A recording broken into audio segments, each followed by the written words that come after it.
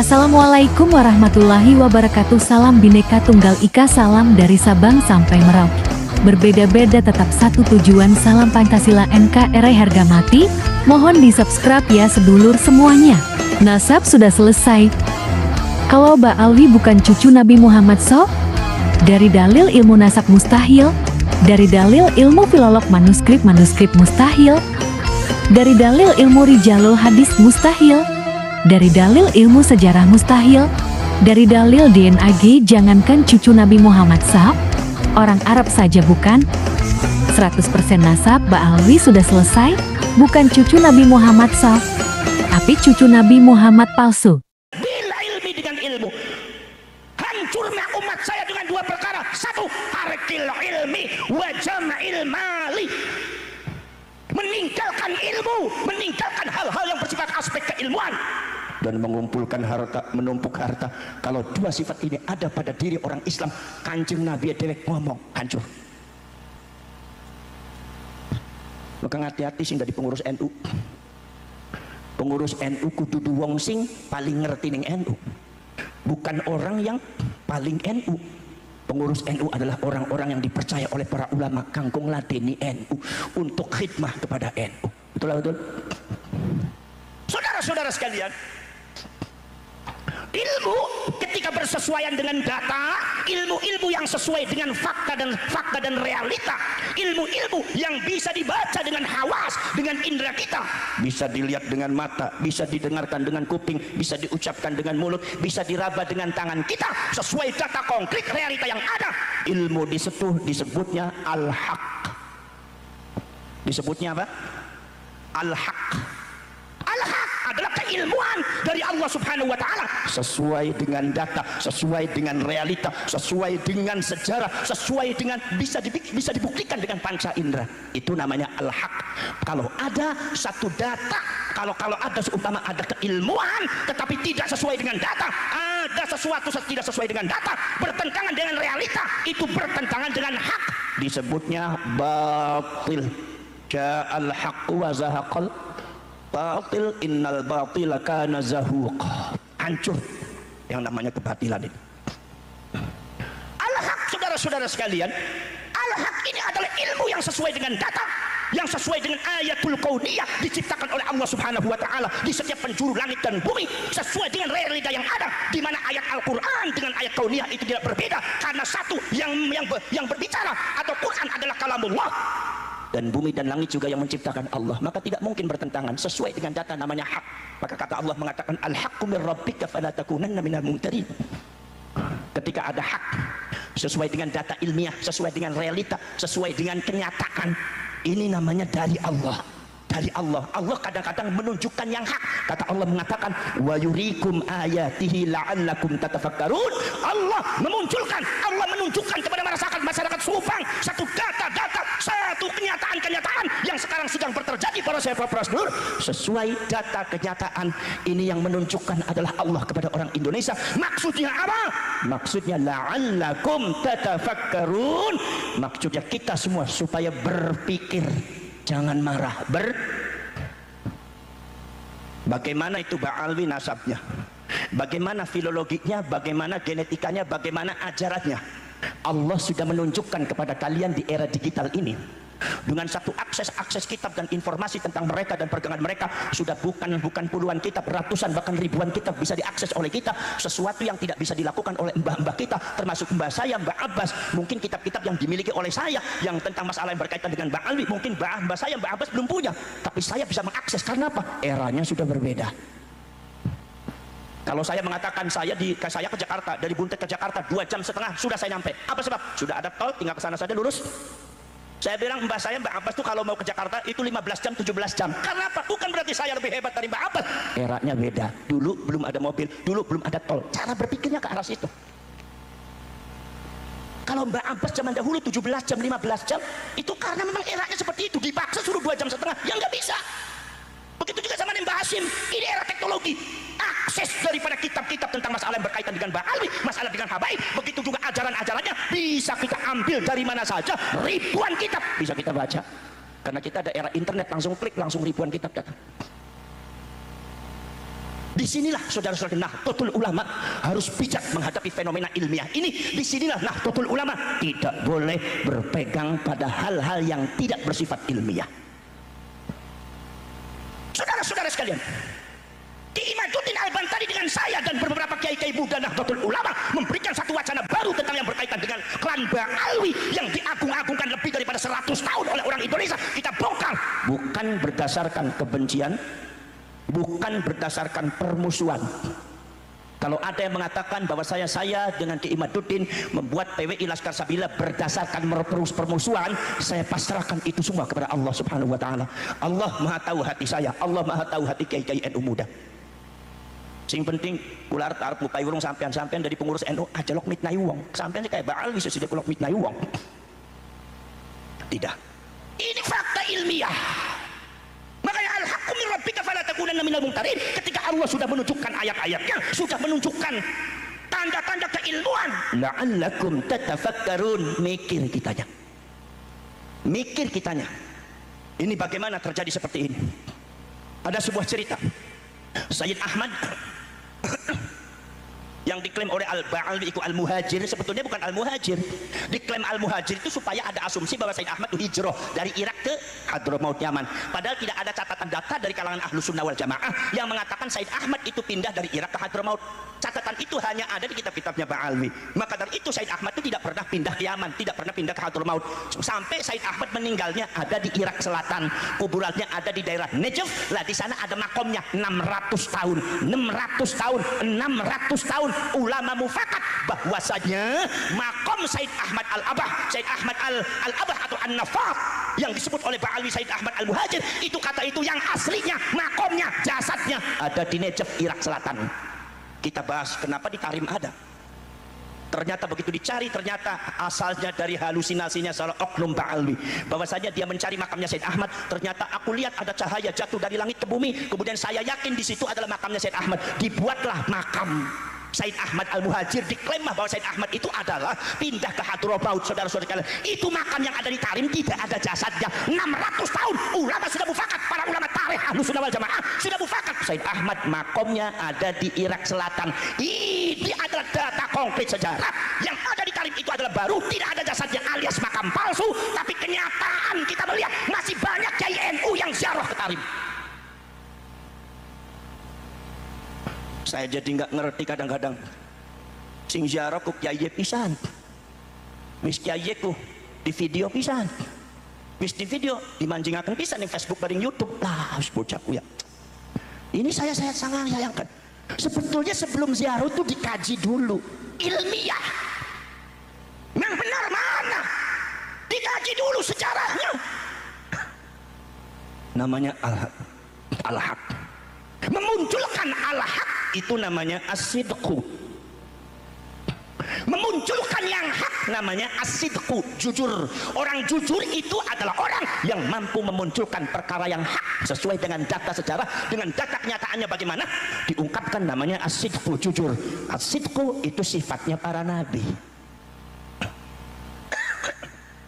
Maka dari sifat as-sidqu ini para nabi diperintahkan oleh Allah membawa misi. Apa misinya? Misinya adalah musaddiqul lima ma'akum. Dari lafaz sidqun, Al-Qur'annya disebut tasdiqan lima baina yadayhi. Kenapa pakai lafaz sidqun? Maksudnya adalah para nabi dan para rasul diberikan oleh Allah satu tugas untuk mengungkap fakta yang ada sesuai dengan data, ilmu yang ada sesuai dengan apa yang diiringi, apa yang diturunkan oleh Allah sesuai dengan data yang ada. Kenapa? Karena daripada zamannya Nabi Daud, zamannya Nabi Ibrahim, zamannya Nabi Nuh, zamannya Nabi Sulaiman, zamannya Nabi Musa, zamannya Nabi Isa, banyak terjadi penyelewengan data. Banyak terjadi pembelokan nasab para nabi. Banyak terjadi pembelokan ajaran. Orang Yahudi mengatakan bahwa kami tidak akan masuk neraka kecuali 40 hari, sesuai dengan Musa pada waktu itu adalah arba'ina lailatan, 40 hari, 40 malam. Ini harus dibenarkan. Orang Yahudi mengatakan nahnu abna'ullah wa ahibba'uh, kami adalah putra Allah dan habibnya Allah. Habib itu kekasih Allah. Kami adalah kekasih Allah. Makanya Nabi Muhammad membantah. Muhammad katakan kepada mereka, kalau mereka mengaku kekasih Allah, kenapa Allah melaknat mereka? Kami adalah orang-orang beriman kepada para nabi, para Rasul. Katakan Muhammad kepada mereka, kalau mereka beriman kepada Nabi dan Rasul, kenapa mereka membunuh para Nabi? Falima taqtuluna anbiya Allah in kuntum mu'minin. Bantahan-bantahan dari Allah diajarkan oleh Allah kepada Rasul, kepada Nabinya, termasuk juga nasabnya para Nabi. Apa? Nabi Isa disebutnya bin Allah, Nabi Isa disebutnya bin Yusuf. Kalian harus tahu, Yusuf di sini bukan Nabi Yusuf, tapi Yusuf An-Najjar. Yusuf An-Najjar ini adalah seorang soleh yang khidmah kepada Baitul Muqaddas bersama Siti Maryam, ibunya Nabi Isa. Kedua-duanya orang soleh dan orang solehah. Tiba-tiba Siti Maryam diberkati oleh Allah punya anak tanpa bapak. Langsung orang Yahudi berteriak, Maryam berzina dengan Yusuf. Sampai detik ini nasabnya Siti Maryam, apa nasabnya Nabi Isa, ada yang membelokkan. Isa bin Yusuf, berarti dianggapnya Nabi Isa adalah anak zina.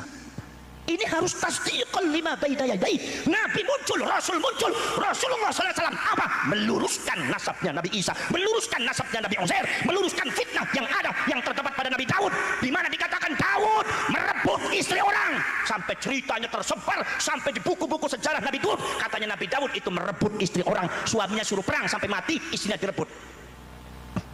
Nabi difitnah, ini harus diklarifikasi, tidak boleh dibiarkan. Saudara-saudara sekalian, tidak boleh dibiarkan, tidak boleh dibiarkan. Sulaiman difitnah apa? Nabi Sulaiman itu adalah tukang sihir, gembong sihir. Fitnah ini terasa kawit zamannya Nabi Sulaiman sampai zamannya Nabi Muhammad. Nabi Muhammad ketika itu mengumumkan nabi-nabi dan rasul yang wajib diimani. Nabi Nuh, Nabi Isa, Nabi Adam, Nabi Daud, kemudian Nabi Hud, Nabi Zulkifli, Nabi Saleh, Nabi Yahya, Nabi Zakaria, kemudian Nabi Muhammad SAW menyebut Nabi Sulaiman. Ketika Rasulullah menyebut Nabi Sulaiman, orang Yahudi berteriak, Muhammad tukang sihir. Sihirnya berasal dari Sulaiman. Fitnah itu terasa sampai zamannya Nabi Muhammad. Maka Rasulullah ini langsung diberikan oleh Allah tugas mengklarifikasikan itu semua, meluruskan itu semua dalam rangka menyelamatkan umat manusia. Maka Rasulullah diberikan tugas namanya musaddiqun lima ma'akum, berasal daripada as-sidqu. As-sidqu berasal daripada al-ilmu. Al-ilmu akhirnya metu alimun, metu ulama. Nah, total ulama harus memiliki prinsip musaddiqun lima ma'akum yang disebut al-ulama warathatul anbiya. Ulama adalah peran pewaris para nabi. Apa tugasnya? Musaddiqun lima ma'akum. Apa yang terjadi di kalangan masyarakat kudu titen. Fenomena yang terjadi di kalangan masyarakat harus terjun. Jangan dibiarkan masyarakat dibohongi dengan satu kebohongan yang tidak benar. Jangan sampai masyarakat dizalimi dengan satu akidah yang tidak benar. Apalagi satu akidah dan pemahaman yang bisa mengeluarkan warga NU dari Islam, dari ajaran Islam, dari akidah yang lurus. Maka ini Nabi Rasul tidak ada. Maka para ulama tugasnya seperti itu. Mungkin apa betul? Dari kulo bariki imat ki lagi musaddiqul lima ma'akum. Sebab ini adalah meneruskan para nabi, meneruskan para rasul. Tugasnya kayak kue. Ketika ada kezaliman, ketika ada pembelokan sejarah, ketika ada sesuatu hal yang tidak lurus, yang bengkok, mari kita beresi. Masalah kaitannya dengan Fagi Mugaddam, yang katanya Fagi Mugaddam itu Isra Mi'raj sampai 70 kali sehari. Kanjeng Nabi bae sepisan Fagi Mugaddam ping 70. Ada yang mengatakan bahwasanya kalau seumpama ada Habib berbuat dosa, tidak sholat, tidak puasa Ramadan, kemudian juga senangnya mabok, kemudian juga saudara-saudara sekalian senangnya mabok dan senangnya main perempuan, itu aja dia raruis, biarkan saja. Mereka itu bakal disucikan oleh Allah dengan syafaat nabinya, dengan syafaat mbahnya yaitu Nabi Muhammad, merasa dirinya jadi putra kanjeng Nabi. Mereka itu bakal masuk surga tanpa hisab. Ada orang tidak mau sholat, tidak mau puasa, ada orang senangnya mabok teler, orang itu senangnya main perempuan, bisa masuk surga tanpa hisab. Kita tanya, ini agamanya siapa ini? Ini kalau dibiarkan bahaya warga NU. Karena sing seneng nih Habib warga NU. Sampai teka anak kiai tekaya ora dipaimangan ora bayi sentimen sampean Gus. Ari ngomong bari mantan muhibbin ku susah karepe dewek. Mungkin apa mboten? Saudara-saudara sekalian. Lah ini saudara-saudara sekalian. Ada lagi katanya oknum Habib itu ada, yaitu adalah muhibbinnya meninggal. Akhirnya Habibnya datang, ya Fulan bin Fulan, aneh tahu ente nggak pernah sholat, aneh tahu ente nggak pernah puasa Ramadan, aneh tahu ente nggak apa seneng mabok, aneh tahu ente seneng main perempuan, tapi aneh tahu ente seneng sama anak, seneng sama Habib. Kalau ente masuk nanti di kuburan, tolong sampaikan surat anak untuk malaikat mungkar nakir. Suratnya dicisipakan ning sore endase. Iki Mbak Alwi, anak mungkar nakir disurati Pak. Sok. Kalau sudah begini itu bagaimana saudara? Ini bisa-bisa warga NU akhirnya rusak akidah. Sampaikan sama Bung Karnakir, ente masuklah surga tanpa hisab. Ini doktrin yang sangat nyata, doktrin secara halus. Artinya sembahyang ora penting, puasa Ramadan ora penting, mabok teler ora apa-apa. Sing penting cinta sama Habib, bisa masuk surga tanpa hisab. Ente bisa keluar dari agama Islam sampean. Kalau diyakini seperti itu, kalau sudah punya keyakinan seperti itu, hanya cinta kepada Habib bisa masuk surga tanpa hisab, nggak usah puasa, nggak usah sholat. Ente udah waqatir taddu an dinihim. Makanya ada sebagai para ulama mengatakan, hati-hati tuh akidahnya Ba'alwi. Itu yang mengikuti akidahnya Ba'alwi itu qadir taddu an dinihim, mereka sudah murtad dari agamanya. Ini kalau diyakini Pak, ini yang harus diklarifikasi. Dari mana mengadu dombanya? Orang adu domba nyelamatkan warga NU, sing seneng ziarah yang NU, sing seneng sholawatan yang NU, sing seneng Ba'alwi yang NU. Hati-hati. Paham napa mboten? Paham ora paham, sing penting mantuk.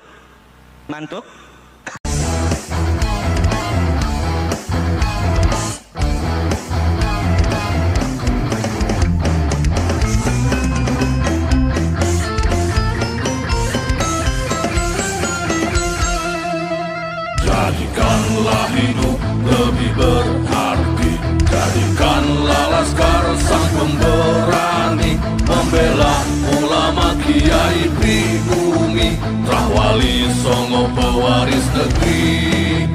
Gelora jiwa ini tak tertandingi, jangan coba-coba mengganggu negeri.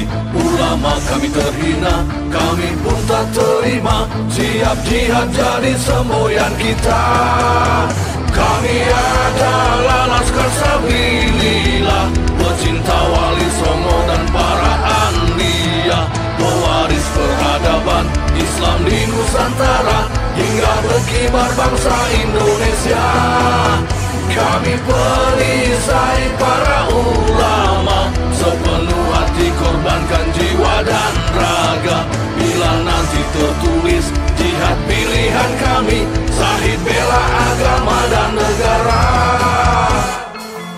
Kami terlahir di bumi pertiwi, terpatri suci sejarah negeri, korbankan darah nyawa leluhur kami. Jangan kau coba rubah dan kau pecundangi.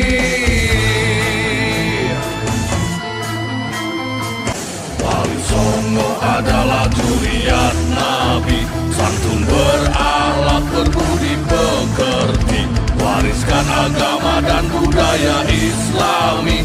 Jangan coba nodai kami, bela sampai mati. Kami adalah laskar sabilillah, tak akan gentar meskipun berkalang tanah.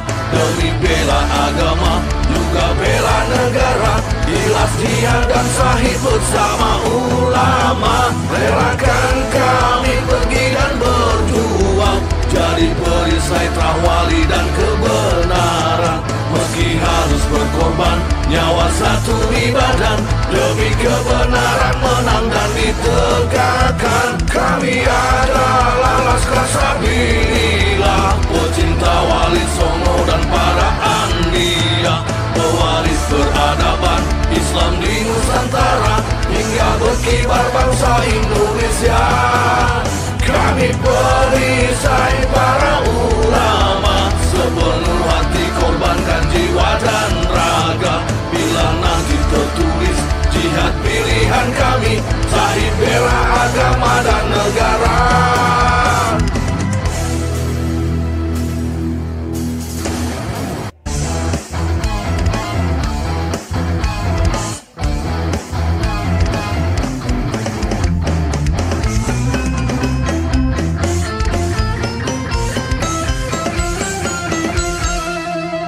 Jadikanlah hidup lebih berarti, jadikanlah laskar sang pemberani, membela ulama kiai pribumi, Rahwali Songo pewaris negeri.